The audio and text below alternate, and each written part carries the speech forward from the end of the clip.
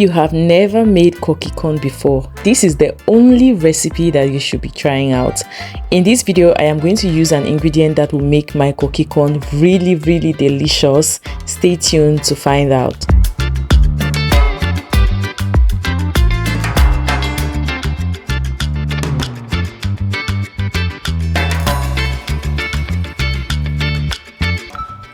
Koki corn is a seasonal meal because it's only possible to make Koki corn using fresh corn, and so when it's corn season, we do a lot of Koki corn, boiled corn, corn chaff. But today, let's focus on this Koki corn. This is how growing up, when we want to make Koki corn, everybody has their knife and they are slicing the corn. They are taking it out of the corn stick.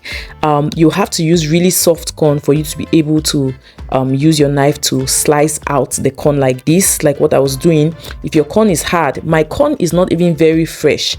Like the best corn for Koki corn is when it's so soft that you're using your knife and you can see how water is splashing out of the corn.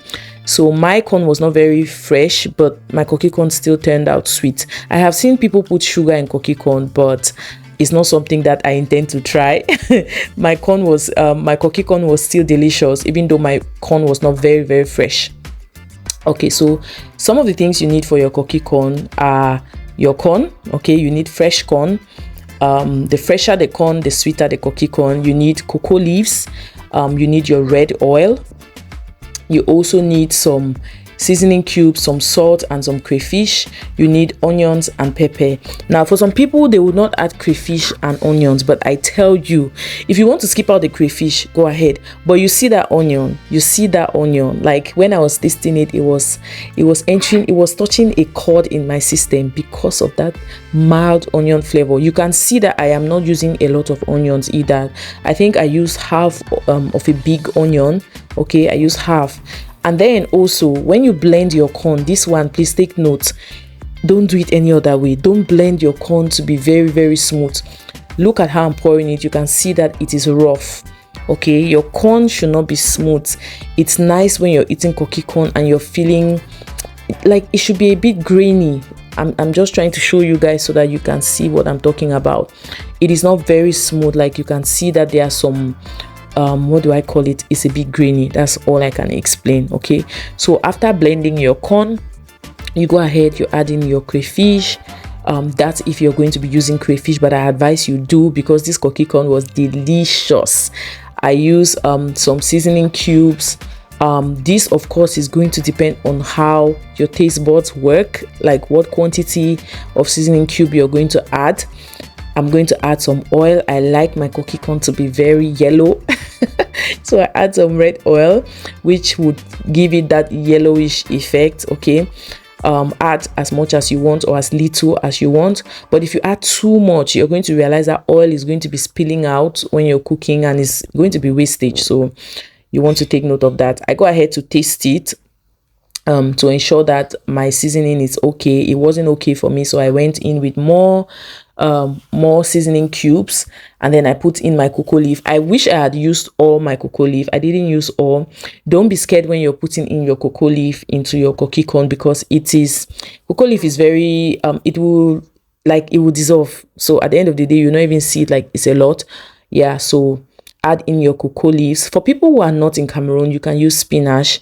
I've seen a lot of people use spinach, and I think it's going to work just fine. Now, this is how to tie Koki corn.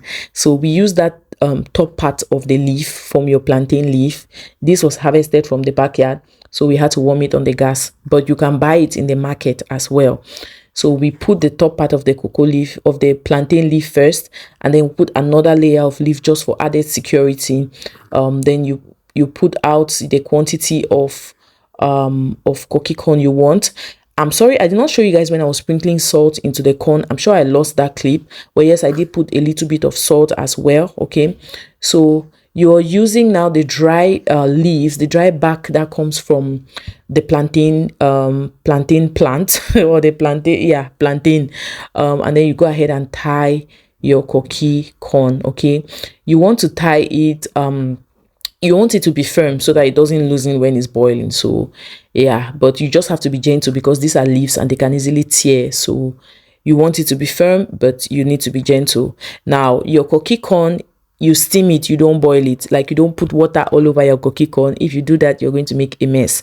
So you put your corn sticks, when you're done scratching your corn, don't throw away the sticks, because you're still going to use it. So I go ahead and still measure some more Koki corn, and then repeat the process, tie it together, tie it firmly but gently so I don't tear my leaves. This Koki corn was on the fire for 1 hour. After 1 hour, I'm sure that this Koki corn is ready. Like, it will not scratch. Corn does not scratch, but because you have cocoa leaves in there, you have to be careful. So leave it on the fire for at least an hour. So I put my Koki corn on the corn sticks, and then you want to put, when you're pouring your water, you pour it at the side of the pot, okay, so that water doesn't go into your Koki corn. You don't want that. You want your Koki corn to steam and not boil, okay. So I use my charcoal pot for this, and an hour later, I think an hour later, it was still on the fire. I removed it like after 1 hour 15 minutes because I was busy. But if you remove your Koki corn from the fire an hour later, I think it would be just fine, okay. So mine stayed on the fire because I was busy, and because filming, you need to finish, come and put everything that you need to use to film, and then yeah. So I opened up my Koki corn, and you guys, this Koki corn slapped. It was delicious, yummy. Go ahead and try this recipe. Add crayfish, add some onions, not a lot, okay. You guys could see that for this corn, I used about 3 to 4 teaspoons of blended crayfish, right? So you don't need to use a lot. And then I used half of 1 big onion. So yeah, and it turned out delicious.